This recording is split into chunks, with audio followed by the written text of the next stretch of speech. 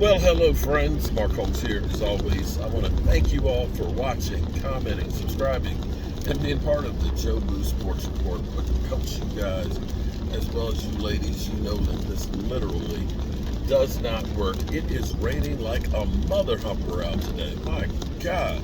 I needed some more varnish in the workshop and things. And Cameron Billings, he sent me a tweet. Which is interesting, and it wouldn't be any surprise to me if it happened. And we've talked about this a bit. Is the problem for the Cowboys, and Stephen Jones has been setting us up for this, is we're over the cap. We're $21 million over the cap before we take the $16 million from Dak, which means we're $5 million over the cap. And we have 21 free agents. And he believes, Bobby Bell believes that Amari Cooper, which I can believe that Amari Cooper is kind of on the chopping block because of what you've heard from Stephen Jones and Jerry Jones kind of pointing at Amari Cooper. Because what they try to do is they try and poison the well. They want you to think that this is a great idea to keep from getting the blowback. So they'll let you know, well, we can't sign everybody. If we keep Amari, then that means we got to let these other guys go. And, we expect more out of our money. So that to me is a no-brainer that I think Amari Cooper is gone as a cap casualty. And quite frankly, because his deal is the easiest one to stomach. Basically, you'll get about $20 million in relief because the guaranteed money was $40 million, which was on the front end the first 2 years. After that, it's not guaranteed money. So Amari Cooper makes the most sense because you just let him go, you eat a couple $1 million, and boom, you got bank right there. How that affects Dak Prescott and the Dallas Cowboys, well, that's another whole thing there. The thought will be, of course, is that CeeDee Lamb becomes the number one, but I'm not sure that CeeDee Lamb is the number one. He still has the drops, and I still think he has some growing to do over there. Hell, maybe you put Diggs over there. I don't know. But you definitely need a number one, and maybe they're going to look at the draft and say, we'll draft somebody, or look at some other free agents. There are receivers out there, but it seems like all the receivers are coming off injury. Amari Cooper goes out there, I guarantee somebody's going to snag him up real quick. But you can see that. Then D-Law. We kind of talked about this as well. I haven't said that they're going to cut him, but there was rumors earlier part of the season that D-Law's agent basically was saying that D-Law is not going to be back next year. That's basically what he was saying. And when you look at the $27 million cap hit, right now with Dak Prescott restructuring his deal, he's only a $17 million hit. It's hard to justify D-Law at $27 million. I'm sorry, it just is. I love D-Law. Would love to have D-Law back. But $27 million is freaking insane. When you look at seeing that he had 3 sacks this year, I think 6 the year before, and 5.5 the year before that, or it was reversed.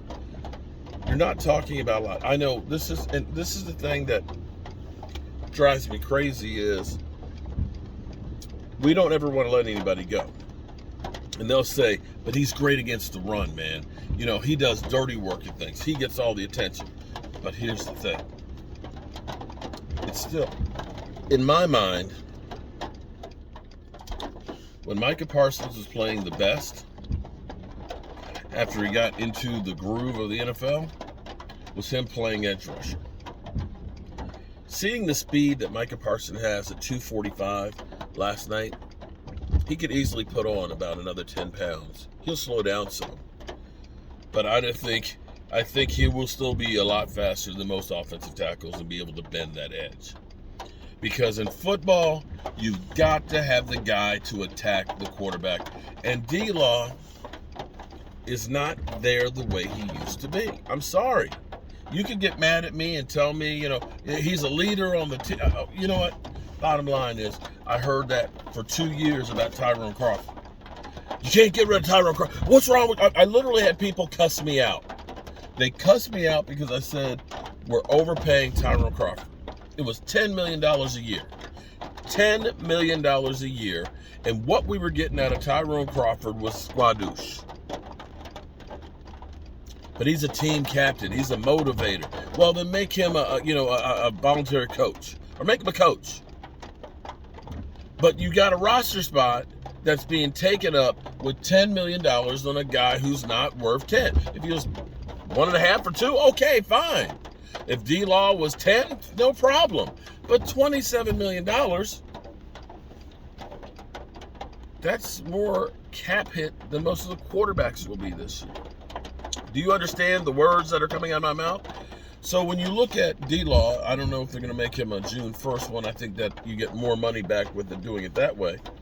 But between Amari Cooper and D-Law, just those two players, you're talking about $30+ million of cap room.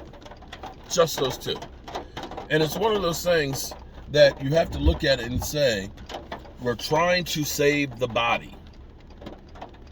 Do you say we're going to save Amari Cooper and D-Law and let Randy Gregory, Jaron Kearse, Brett Urban, all these other players with that $30 million that you can sign? You probably get 10 guys for that $30 million. You understand where I'm going here? You get 2 guys that are coming off bad years, and maybe you get 10 guys that may not have the same pedigree, although 3 sacks. There's a lot of guys out there that can get 3 sacks these days. And this is the delicate dance and balance you have to play with being a general manager. You have to go ahead and say, can we afford to do this? Because, see, this is the problem back in 2014 and those, early groups right there. The Cowboys had about 8 guys that took up about 50+% of the cap.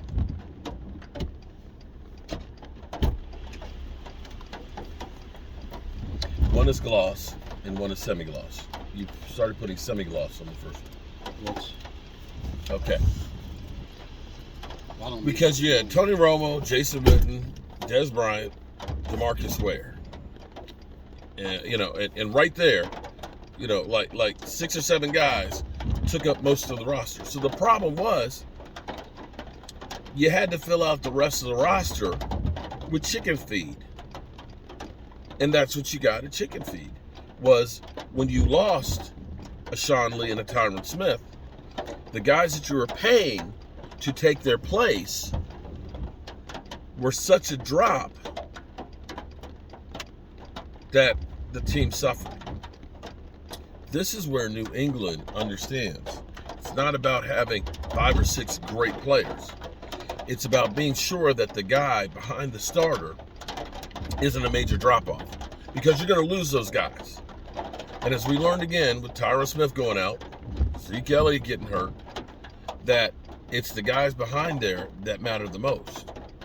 And that's the problem. If we go ahead and say, keep Amari Cooper, well, maybe then that's the left tackle that we need to get to replace Tyron Smith. It's the free agent market, or the really good guard. Because if that gets some protection, that gets more time to throw, or if we are able to run the football better, I can guarantee you can get the ball to a lot of guys that can catch the ball. So, get pissed off at me. I understand. It's all good. But damn, it's raining. Get in here and get some more work done. Hope y'all having a great day.